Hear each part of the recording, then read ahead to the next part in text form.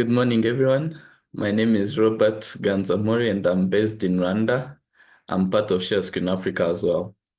So welcome to the last but not least presentation of the Away series, of which the topic was Can Wildlife and Agriculture Coexist? An East Africa Perspective. So for everyone coming in, if you may please type in the chat section where you're coming from, and yeah, for us to know each other. So today's topic of discussion is restoring and sustaining ecosystems using livestock in an integrated approach to land management. We have two very wonderful speakers, of whom it's not their first time coming to our platform, and their names are Richard van Aardt. You may call him Richie if you want, and Mr. Richard Vigne. So starting with Richie, is a Kenyan stockman with over a decade of experience in commercial and regenerative beef production. He previously served as Livestock and Agriculture Manager at Ol Pejeta Conservancy, and now leads True Range, a regenerative livestock and ecological management company specializing in grazing management within protected areas. Richard provides consultation and guidance for grazing programs across Kenya, including Borana and Lolldaiga Conservancies, as well as for various NGOs operating in Narok, Kajiado, and Taita Taveta counties. His dedication revolves around managing livestock to enrich ecosystems, empower communities, and strengthen rural economies. And that's Richie. For Mr. Richard Vigne, is the first executive director of the School of Wildlife Conservation. Prior to this, he was the CEO of Ol Pejeta Conservancy, the largest black rhino sanctuary in East Africa and one of the most successful enterprises in Africa. He was born and brought up in Kenya. He has more than 20 years of experience in conservation, and prior to coming to Ol Pejeta, he spent 6 years operating a safari company throughout Uganda and Eastern Zaire, now the Democratic Republic of Congo. Richard has completed a number of conservation and land use related consultancies for various organizations, including Conservation Capital and Africa Wildlife Foundation. He holds a degree in zoology and a master's degree in agriculture development. So both Richards, sorry, it's very hard to distinguish which Richard I'm talking about, but yeah, you're very welcome back on our platform, and please, if you may dive into your presentation, I'd welcome Richard Vigne first, and he will be followed by Richie. Thank you very much. If you have any questions throughout the presentation, you may type it into the chat section, and we'll get back to you after the presentations. Thank you very much. Richard, the screen is yours. Thanks, Robert. Hello to everybody, and thank you. Can you hear me? Yes, we can hear you. Perfect. Okay, great. Good morning, everybody. Thanks for coming along. So my name is Richard Vigne. I ran the Ol Pejeta Conservancy in Kenya together with Richie van Aardt for just over 20 years. And what I want to do in this presentation is just talk a little bit about how we came to create an integrated land management system, which I think has huge relevance to the future of conservation and has been taken much further now by people like Richie van Aardt, who will speak after me. But just to understand the history of how it kind of arose, I think is important. Of course, pastoralism has been with us for many years, so it's not as if we're reinventing the wheel, but there are some subtle differences and evolutions which I think are worth talking about. So when I took over the Ol Pejeta Ranch in 1996, it was basically a defunct cattle ranch. I think we had about 4,000 head of cattle left. It was insolvent, but it was obvious that there was significant conservation opportunity. But at that time in Kenya, there really wasn't much of a sort of private sector movement in conservation. So the conservancy movement, which you now see in Kenya, didn't really exist at that time. We did, as part of the ranch, have a small game reserve called the Sweetwaters Game Reserve, which some of you may recall. It was 20,000 acres in extent. It was fully fenced. Cattle were completely excluded. And we were following the model that cattle and wildlife could never be allowed to coexist, that tourism would not tolerate it, and that cattle couldn't be run profitably in the face of competition from wildlife. So that was the model. And then on the rest of the ranch, there was lots of wildlife. We used to control predators. So lion, for example, were referred to as vermin in our book. They were culled ruthlessly if they got anywhere near our cattle. I think we killed about 37 lions over 5 years when I first got to Ol Pejeta. So that gives you an idea of the kind of the way we operated in those days. It was almost unimaginable in the modern age that we could kind of we were managing Ol Pejeta in particular in that way. And whilst it was obvious there was conservation value, there was really at that time in Kenya very little opportunity to monetize wildlife. Really, tourism was probably the only way that it could be done. But as I said, there wasn't any kind of private sector movement that had evolved by that stage from a conservancy and tourism perspective. Having said that, we were allowed to cull. So that was what we refer to as consumptive utilization, particularly zebras and plains game. There was no opportunity to add value to the culling process. So it was meat that we sold to some of the high-end restaurants and butcheries in Nairobi. Zebra skins in particular were exported to South Africa, where they were hair on tanned, and that's where all of the value add took place. So we were faced with this big area, 90,000 acres, defunct cattle ranch, small game reserve with a small camp, nothing making any money, technically insolvent. And we spent the next 20, 25 years recovering that and creating the Ol Pejeta Conservancy. But we knew at the very beginning that we really had to think hard about how we were going to make it work. We had a small population of black rhino on the Sweetwaters Game Reserve. They were rapidly reaching carrying capacity. We knew tourism offered an opportunity, but we knew that it was going to take a lot of investment and it was going to take time to develop. And the sustainable consumptive use that I was talking about earlier was actually banned by the Kenya Wildlife Services fairly early on in my tenure at Ol Pejeta because of abuse in other parts of the country. So that was another opportunity that was removed from our ability to make money and to run the property on a commercial basis. And the thing about rhinos is rhinos are incredibly expensive to look after. When I left Ol Pejeta 3 years ago, we still estimated that it was costing us $10,000 per rhino per year to secure them properly and keep them safe and ensure that the population was growing. So when you have 100 rhinos, that's a lot of money that you have to find. So our choice to concentrate on rhinos further added to our financial problems because it just simply all it did was raise the cost of having to secure Ol Pejeta over and above what would have been the case if we'd not been a rhino sanctuary. So anyway, we took a long look at this and came to the conclusion that what we had to do was find a way of reducing the opportunity costs that are inherent in providing land to wildlife, particularly in semi-arid markets. And we took a very conscious decision right at the beginning that we were going to try and create a model that did not rely on the philanthropic market to pay for the cost of looking after wildlife and securing rhino population.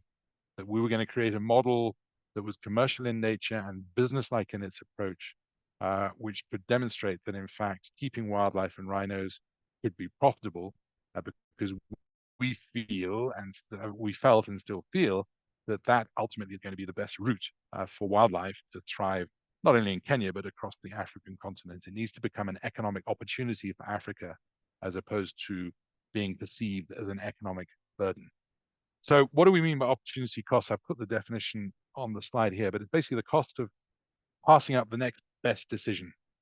An example would be if I choose to grow, if I could grow wheat on my land, which we could on Ol Pejeta and we did on large parts of Ol Pejeta, but I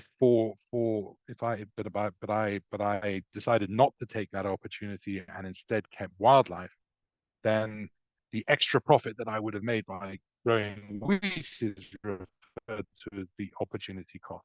And for most people and most organizations in the traditional conservation models, which I know Richie will talk about, the opportunity cost of keeping wildlife is normally way too high, meaning that people choose alternative land use strategies. So the proliferation of the wheat farms around the Masai Mara in Kenya, even though the wildlife in that area is incredibly valuable, is a pretty good example.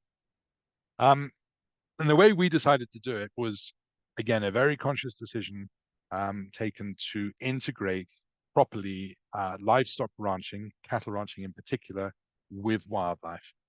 And I think Rich will talk more about this. I'm not going to sort of explain exactly how it happened, but it revolved around geographically to some extent and predators. So lions tend to hunt lions. If you herd them effectively during the day, they can be also kept away from lions, which tend to be resting up at that point. And you can, if you manage effectively, we developed systems for doing it. You can keep them separated to the point that it is possible to run a profitable cattle business in the face of heavy competition from wildlife, not only predators, but competition for forage and disease, at the same time as running an effective tourism business. So one of the key things in that was the development of what we referred to as the predator-proof boma. And of course, there are other examples of this across Africa. But ours was movable, very important, so that we could make maximum use of grazing opportunities and be flexible in how we managed our cattle. But at the same time, whilst being movable, also theoretically anyway, predator proof. In other words, difficult for predators to get into at night when they were hunting. Again, Richie, I think we'll talk more about it, so I won't belabor the point too much. But we were successful in what we tried to do. And what it effectively meant was, despite the fact that there were loads of people telling us it was impossible, you'll never ranch cattle effectively and profitably in the face of competition from wildlife. You'll always have to control predators. If you have to control predators, tourists won't come because they won't see lions.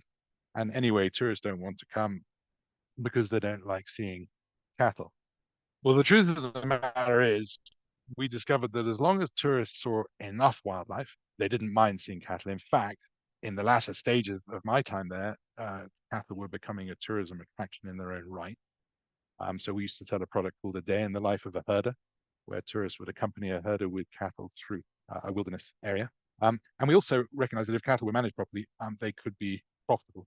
And I think a lot of people misunderstood the model, because the model wasn't about necessarily maximizing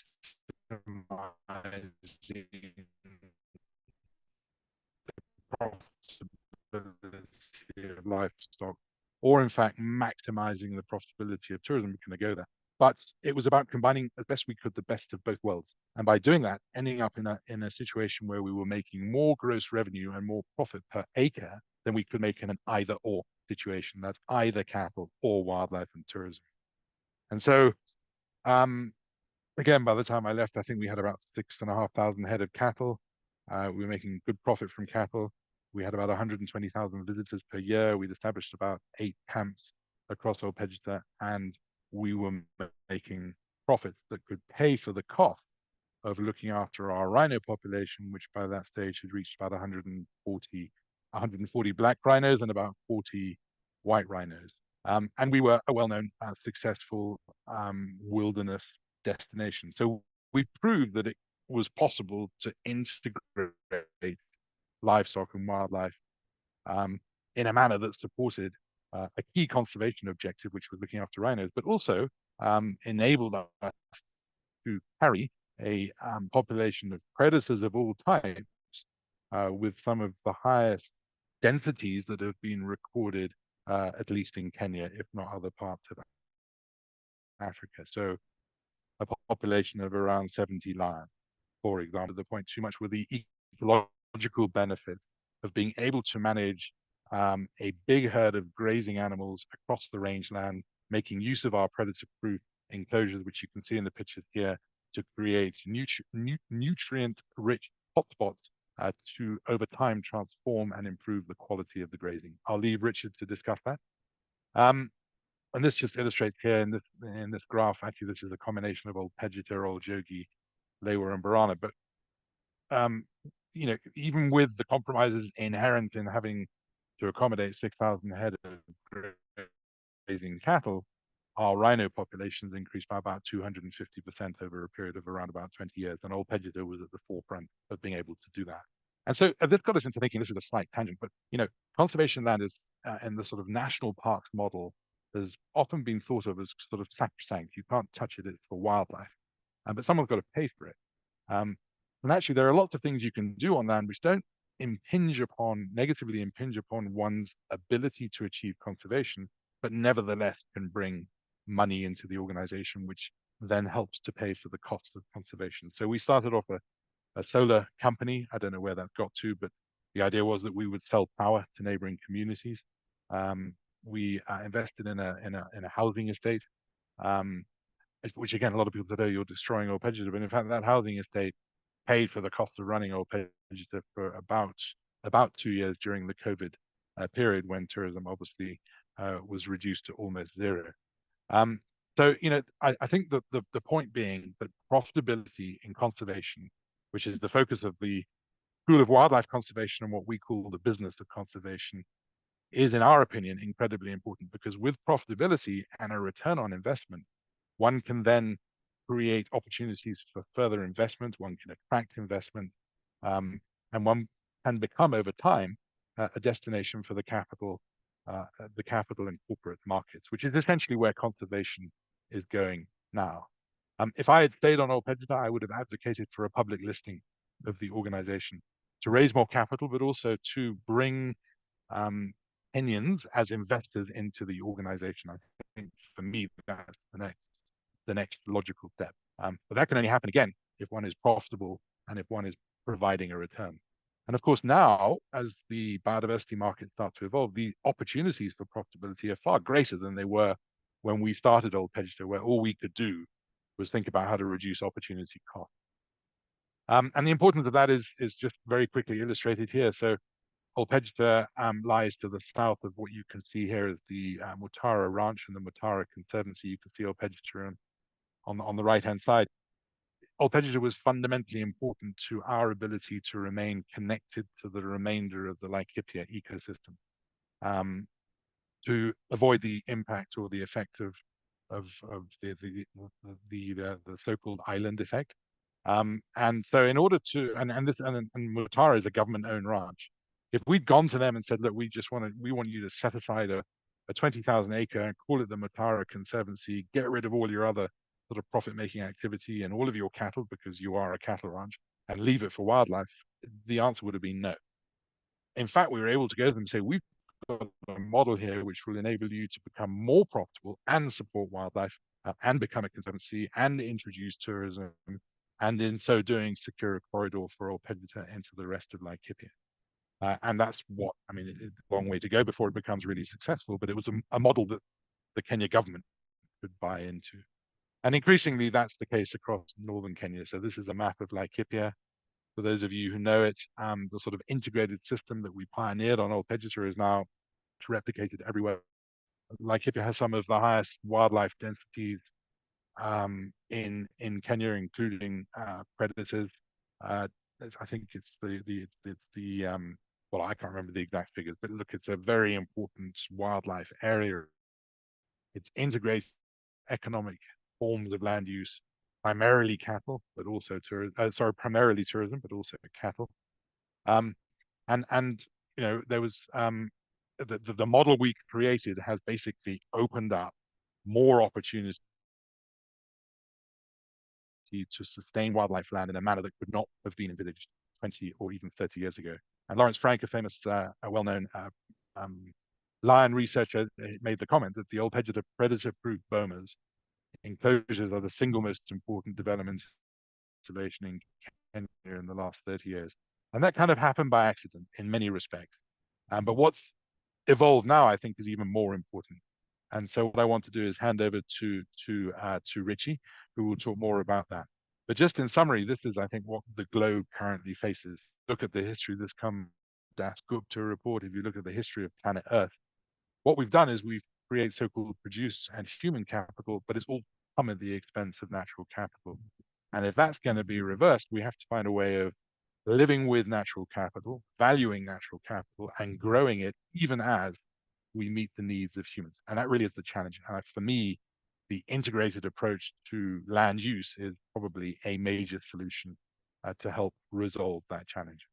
So let me say thank you and hand over to Richie van Aardt. Thank you very much, Richard. I think for the better use of time, if Richie can also dive into his presentation,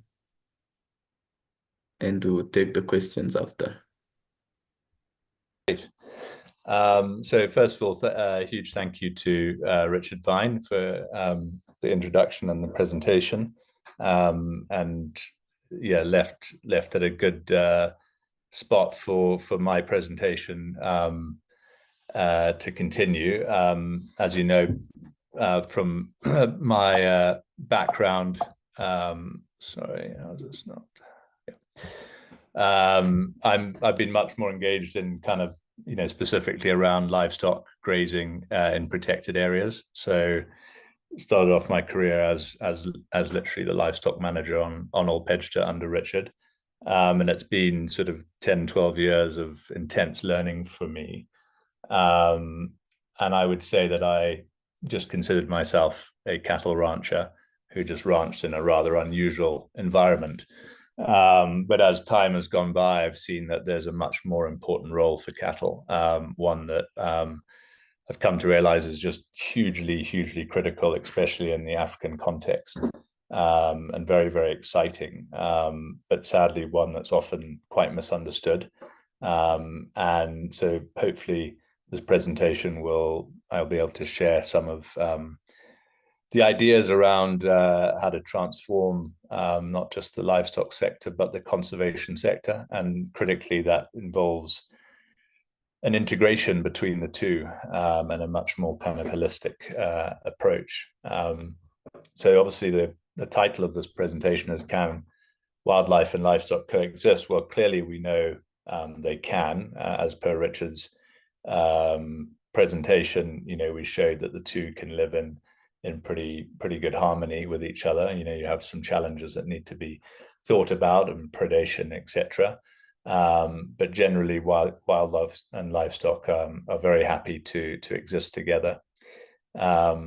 We know that pastoralism has existed in Africa and many parts of the world for thousands of years. We have evidence going back 8,000 years of pastoralism in the Sahara region of Africa, and at least 4,000 years in sub-Saharan Africa. We have cave paintings on the property that I currently manage. They're around 4,000 years old that depict people and livestock. And so this is, not a new phenomenon. People have been living in various forms of harmony with wildlife and producing food, so a form of agriculture, for a very, very long time. And the question is, what happened when Africa went through the colonial period and there was I think a fundamental misunderstanding of the agricultural system that existed in Africa. I think even, I have to admit myself that I was very much also thought that pastoralism was extremely regressive and needed to completely change.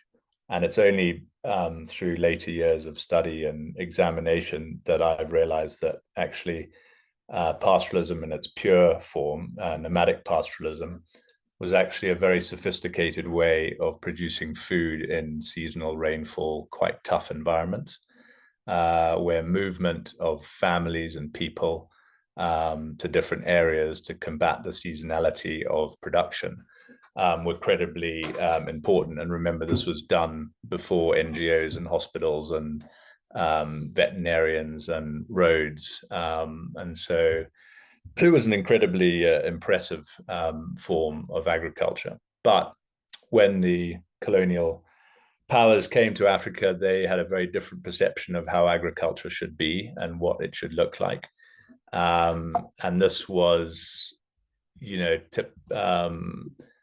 one based on an idea that wildlife and livestock, wildlife and agriculture could not exist, that there should be national parks, which should be set aside for nature, and then there should be farmland, which should be set aside for people and human activities. And that the two just were by no means compatible. And that continued right on, as Richard said, when he took over Ol Pejeta, and it still is amongst many conservancies and national parks, the status quo. There's no national parks in Africa that actually legally allow livestock grazing inside parks, although it actually happens in pretty much the majority of them. And the question I ask myself is, what would have happened if we had looked at things differently from the beginning? And rather than saying that the whole system needed to be overturned, what could we learn from it, and how could we adapt it to the future that was changing very rapidly and continues to change very rapidly? And I think, had we got the people and the culture that was behind the land management and stewardship behind this vision, we would be in a very different place. So part of my work and part of what Richard touched upon is, can we reimagine the future for Africa now? And instead of one where we decide on what we're going to compromise between food production or wildlife, can we not look at an integrated approach where both of those benefit? And we proved that on Ol Pejeta, on a relatively large bit of land, but not a huge area, that it's possible. It's been proven in Laikipia. It also works in many parts of the Masai Mara. That's not to say it isn't with its challenges. And I think we've learned a huge amount about range science and about regenerative livestock management and grazing management, which puts us in a much better position than ever before. I think two of the main misconceptions that Western thinking had in coming to Africa was, one, that you could set aside these little park islands of ecosystems. And there was no real focus on connectivity, which we've seen has become a huge issue with human-wildlife conflict, especially with movements of elephants that obviously need a huge amount more range as they change whole ecosystems from grassland to woodland. The other major problem was that people didn't appreciate the role of animal impact. They didn't see that animals co-evolved with these ecosystems and were hugely integral in maintaining their function from an ecological perspective. We know about the cob migration in South Sudan. We know about the wildebeest migration in the Mara Serengeti. And these migrations existed all over Africa. And there are records of them. Southern Africa, millions of springbok. We also had it in Kenya, areas where I live. There was a massive zebra and gazelle migration that took place nearly every year. Unfortunately, the majority of these have been disrupted by settlement, by people, by overgrazing, by various factors. And those migrations no longer exist. And that has actually come at a huge cost, especially after the rinderpest outbreak, when numbers of wildlife dropped significantly at the end of the 1800s. We've actually seen the degradation of land. And it's incredibly noticeable for me now, being more ecologically literate than I was, going into a lot of the national parks, certainly in East Africa, and I'm sure it's the same in Southern Africa, where you see a lot of incredible degradation in these protected areas.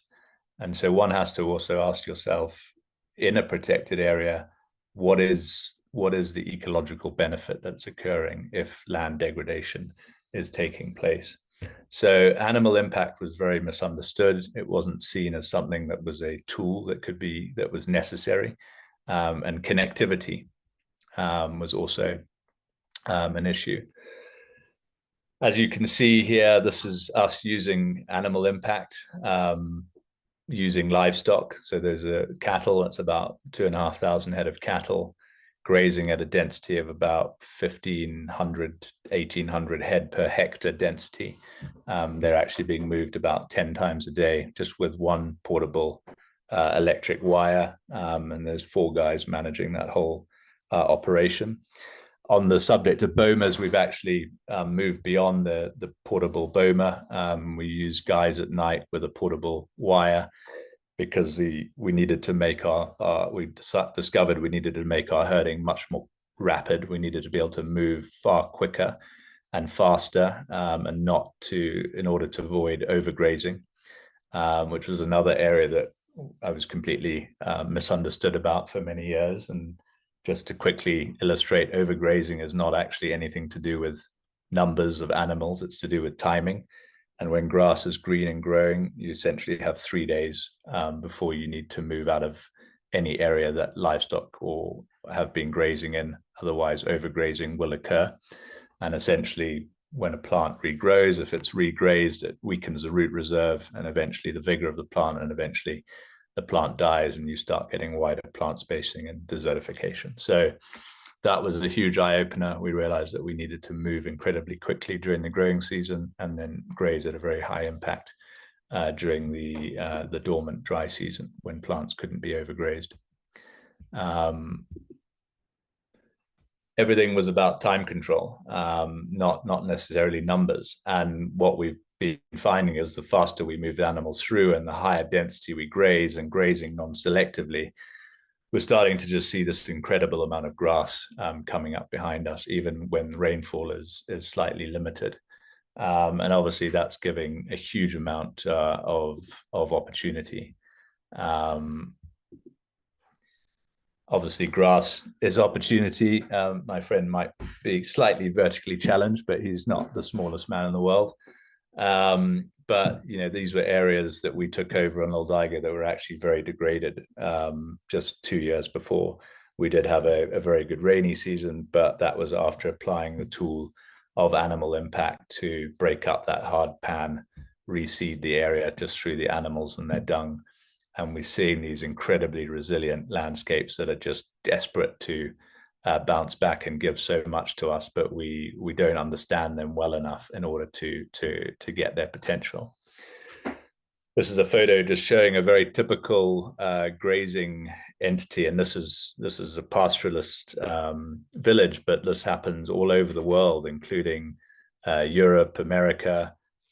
You'll see animals grazing at a very low density and selectively grazing. Now, why does this happen? Well, essentially, when you let the animal do the talking and your focus is production per animal, as in getting milk or meat from that individual animal, then the best way to do that is to have a very short recovery period, and essentially to allow animals to return to very short grass. And that's what wildlife instinctively wants to do as well, if it's given the choice and there's no predators or lack of water to move it off. And this is what pastoralism was based around, was this moving to an area, overgrazing it in order to bump the nutritional quality of the grass, in order to increase the milk yield for the family. And then once an area became so degraded and generally went to bush encroachment, the groups would leave and move to a new area. Now, eventually you get to a point where there is no new area and everywhere is degraded. And we're seeing this all over pastoral Africa. So it's not to say that pastoralism was some, angelic force that was doing everything right. Clearly, it had its issues that have been compounded by population growth and development. Eventually, this is the result. This photo is actually just north of me in a community conservancy. It's some land that we're actually busy helping to restore, but you see the gully erosion eventually as the water cycle becomes completely disrupted, the desertification of the land. But what's interesting is that the way to solve that issue now is actually using animal impact, and we actually go and boma cattle, actually using the metal bomas because we want them to spend 2 or 3 nights in one area, and immediately we just get this burst of grass and growth coming up afterwards. From an economic perspective, and I think it's important that we look at these things through all the windows, social, ecological, and economic. And I think when Alan Savory came to Kenya and talked about how livestock could be a tool for good, and he's been having these ideas since the 60s and has really helped develop the thinking behind this. One of the areas he wasn't really able to show people was how do you make money out of it, and how do you turn that into economic opportunity. And I think we've learned a lot more about that over the last kind of decade with some other pioneers in the field. But if you look at the whole livestock model across the world, it's based on a production per animal system. And what that means is most people are looking how heavy they can get an animal, how quickly it can reach a certain weight, and how much milk the females can produce if it's a dairy operation. In doing so, there's never ever been, and if you go to any livestock course or taught as a livestock or animal husbandry degree, no one will ever really talk to you or teach you about grazing management and looking after your land. Everything is about how do you extract from the land in order to increase the production per animal. And to a large extent, even with pastoralism, it was all about increasing the production, the milk yield per the animal by using the natural resources, but often at those natural resources' expense. We need to shift our focus to profit per hectare, and that profit has to be regenerative. It has to be sustainable. And so instead of looking at how heavy an animal can get or how much milk it can produce, we have to look at livestock as having this dual role. And the dual role is to produce us meat and milk, but to do so while improving our land. And if the latter is not happening, then at some point we are going to be going out of business. Once you change your production system to a profit per hectare driven system, where you look at grazing management, we found that you have to double, if not triple, your stocking rate above the conventional carrying capacity. And that's even with wildlife, and we're seeing the wildlife numbers probably also needing to grow to those levels, because you're simulating this intense movement. You think about how many wildebeest and zebra and livestock go through the Mara ecosystem, which is a fairly small ecosystem every year. And that's because there's still some good mobility in the system. So through recreating that, we're finding we're having to, like I said, double, and once we get land improvements, probably triple our stocking rate. But we need to bring our cow frame down, and we need to breed a much more adapted animal that's adapted to produce under slightly more competitive grazing, non-selective grazing.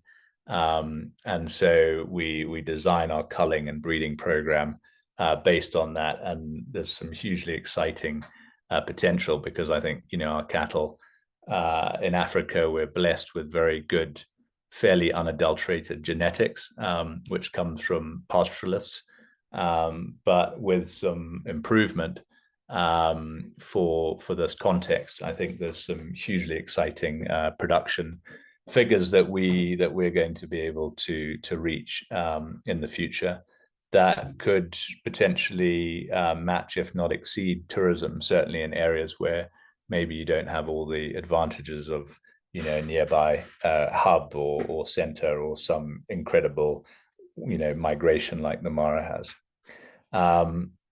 But we're not just looking at this profit per hectare from the cattle's perspective, we're looking at it from an integrated perspective. So we improve the grazing, we improve the wildlife. We're seeing huge amounts of wildlife following our herds now. They're taking advantage of that short green grass behind, but they're moving on quick enough to not cause overgrazing, because of course the lions and predators pile in behind and make sure that they also keep moving. So in a sense, we're creating a mini migration in Laikipia. And my dream and passion would be to increase that and to integrate tens of thousands of pastoralist cattle and be able to do that across a much bigger land base. because as pastoralism showed us, you need a lot of space and connectivity, and cattle and cattle culture, I think, is a great way in order to obtain that. It's just to show you that now often people will show you these pictures and people are going, well, it would have grown anyway. You have to take my word for it, but the picture down below was a bare area of land. It's actually an erosion gully on Borana Conservancy that no one, and there's some people there who are nearly 80, has ever known grass to grow on it. It's part of these old historic erosion gullies. We put a herd of cattle on there for 3 nights, just bomered them, and we got all the cynodon dactylion coming up afterwards. So we can really use cattle to get grass growing where maybe it hasn't grown in a long time, where desertification is happening. And then we can use those animals to further regenerate and restore the system, especially in areas where wildlife populations have dropped below normal. And actually what we found at Ol Pejeta is that we were able to bring those wildlife populations up through management. And knowing what I know now, I feel that we could do, we can do an even better job because of these understandings about what overgrazing is and how quickly one has to move. So the opportunity, and just finally for me, is we have, I think, in East Africa, 10 or 12% of the land masses, national parks, protected areas. But about 30–40% of the land actually has wildlife on it, but often intermingled with pastoralism. I don't think the answer is to try and create more national parks and exclude people and their way of life, which I think is hugely important. I think the opportunity is to improve the national parks and improve the communal areas by integrating best practice grazing management, celebrating pastoralist culture and well-being, and taking the focus of conservation away from ecosystem-driven conservation, where we are very wildlife-centric and we look at wildlife as being the key. If you look at most wildlife entities, it's save the elephant, save the rhino, save the giants. But no one talks about pastoralism and the human well-being side. And I think a focus on that, because ultimately pastoralists rely on grass and grazing for their whole way of life to exist. And they're very happy to graze their animals with wildlife. They've been doing it for thousands of years and they would like to continue doing it. And a refocus towards a more integrated and holistic people and nature approach, I think, will allow us to develop Africa differently to other parts of the world. I think it will allow us to produce food in a regenerative manner where wildlife and people can exist in harmony. It will be with its challenges. It will need to be very carefully managed. But these things can be financed, by themselves. We can regenerate land profitably. We don't need to go and raise huge billions of dollars to do this. We can do this literally today with cattle and with people, and we can raise the money internally and create amazing regenerative beef markets. So I think there's a very exciting future for Africa, but there has to be some legislation changes and there has to be some very serious discussions, because we can't just hide behind old science anymore. The science is out. We know that cattle can improve rangelands. We know that cattle can coexist with wildlife. We know that there's a benefit for people and nature. And now it's just about understanding that it's all around management. And if it is about management, then we have a huge responsibility. And I think that's an incredibly exciting one. And thank you for your time. Thank you so much, Richie and Richard Vigne. It was a very insightful presentation, and personally, I would say I related to it the most, considering that I'm a Rwandan and how small our land area is and how fast the population is growing. I believe this should be a model to to be implemented if we want to use as much of land area as possible. And yeah, now it's time for the question and answer session.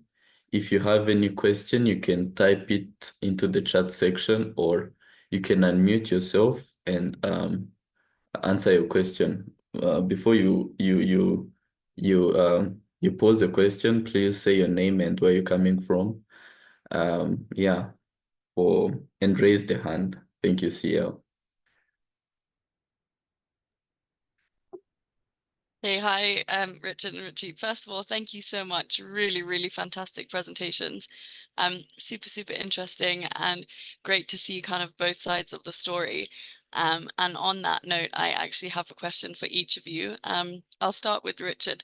You mentioned a little bit about COVID and how you were able to kind of sustain the Conservancy from selling those houses. And I think COVID for everyone showed us that it's really important for conservation to start making its own money, because when COVID happened, funding dried out, and then we realized how reliant we were on other people giving us money. So you mentioned livestock and tourism, but I was wondering if you have any other kind of ideas or models for conservation to make its own money, basically. Yeah, so yeah, I mean, let me start by saying, you know, the reason COVID was a problem for us was not because we lost philanthropic sources of money, but because we lost tourism. And clearly, tourism was a key part of our integrated model. So, you know, but that for me is business. You know, things are going to happen. You're going to lose income from certain areas, and you have to find a way of coping, and you do that by cutting costs or opening up new opportunities or whatever it may be. And I guess that's the point. You know, there are, if you think of Kenya's national parks, Kenya's national parks depend on three sources of income. One is from government, but government, in government's opinion, has many other things to spend their money on and not enough money anyway. So think of health and schools and whatever else. So that's not a reliable source of income, and there's never enough. You have, it's important. And then you have philanthropy. But the problem with philanthropy, if we talk about it on a global level, is the global the global funding available, which is primarily governments and philanthropy for the management of the environment and the achievement of the 30-30 goals as $500 billion. I'm talking globally, but of course that happens on a much smaller scale in every African country, in Kenya, wherever you happen to be. So the question is, how do we bridge that gap? And in my mind, we should be bridging that gap by exploiting every single possible sustainable opportunity to raise funds. And that, by the way, does include philanthropy. I'm not saying philanthropy should be eliminated. We used to call it the business of fundraising. It's a revenue stream, and we need to make maximum use of it. But we shouldn't be dancing to the tune of philanthropy because it's the only source of income. We should have multiple forms of income. We should be making maximum sustainable use of our assets, including our land. And if we can do that with wildlife as the kind of basis for it, wildlife becomes an investable opportunity, which it has never been in the past. So I would just, the other quick point I would make is that we did sell a few houses, actually quite a few houses, but funnily enough, the 1,000-acre area that we earmarked for that development in itself became a conservation opportunity for the recovery of endangered species. So again, it's just for me, it's about not thinking, well, as Richie put it, the national park model doesn't work. It's not big enough. It's not connected enough. If we're going to get to 30% of our land and marine areas set aside for ecosystem process, we've got to think out of the box. And that means including the needs of humans and their economic requirements. So that's, I think, what Richie is, the major point that he's making, which is we now have systems that are available to us that we've developed, which could achieve that. The question is, how do we get them implemented at scale? Very interesting. Thank you so much, Richard. Oh, there's a comment in the chat there from Kelvin. Okay, so then my next question, Robert, if you don't mind, is for Richie. I saw all those wonderful photos you had of, well, your vertically challenged friend, as you said, in very, very tall grass, which is amazing. But I also know, or I think I know, that things, a species like rhinos prefer to have shorter grass. And so I'm wondering how that works in terms of restoring the landscape and having those massive, sort of grass lengths, and how does that work with the wildlife that require different grass lengths, if that makes sense. I know you mentioned a little bit about the wildlife following the cattle, but I'd love to understand a bit more about that. Sure. Yeah. That's a good point. And it was interesting, I was in Uganda the other day where they, in a national park there, where they have, even taller grass, where they actually burn in order to keep on top of it. But different species obviously will require different grass heights, and you're never going to be creating kind of a homogeneous system, because you're going to be impacting grazing areas the whole time. So you're going to be creating areas of short grass. There's going to be other areas that are at different stages of growth.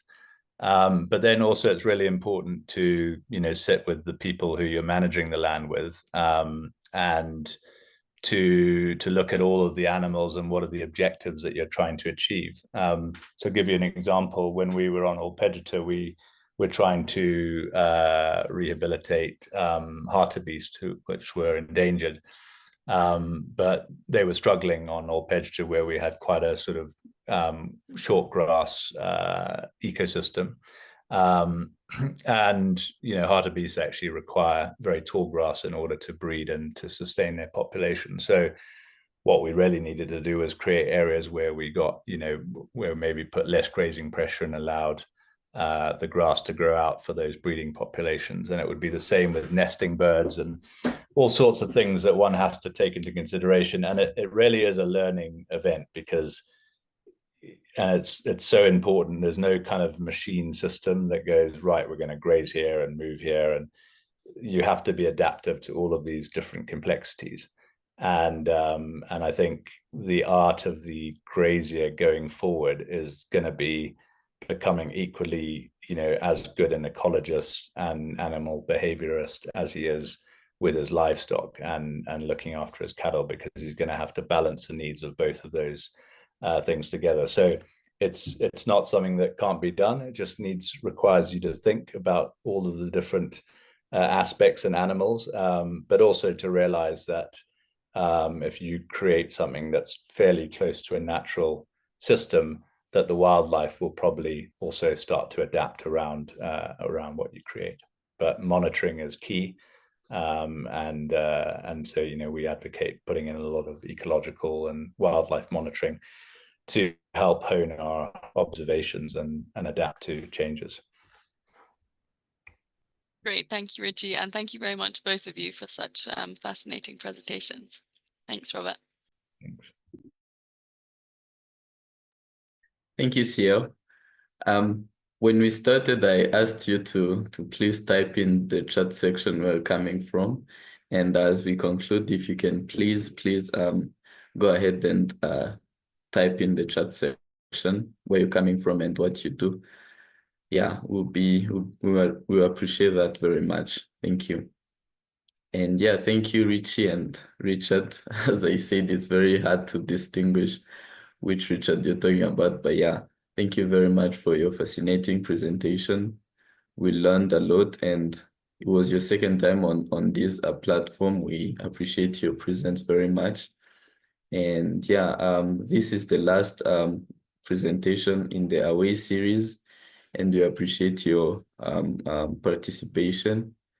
And yeah, I would give it to Ciel to give the closing remarks. Thank you. Thanks, Robert. Yeah, I see a couple of comments coming in, people from all over, which is really great. Yeah, it's just great to have everyone here. Thank you so much to our wonderful audience for joining. As always, Richie and Richard, thank you guys so much for giving your time and expertise to talk to us today. We really, really appreciate it, and we love learning more about, the future of conservation and what can be done. Often quite negative things in the conservation world that can be a bit disheartening, but it's nice to end this series on a positive note, which I think the overarching conclusion to or the answer to the question, can wildlife and agriculture coexist, is yes. So that's fantastic. Thank you so much to everyone joining, and to our Shares Green Africa team and African Wildlife Economies Institute team as well. Really appreciate it. As always, this talk has been recorded and will be available on our website in about a week's time. And just a massive thank you from me and the team.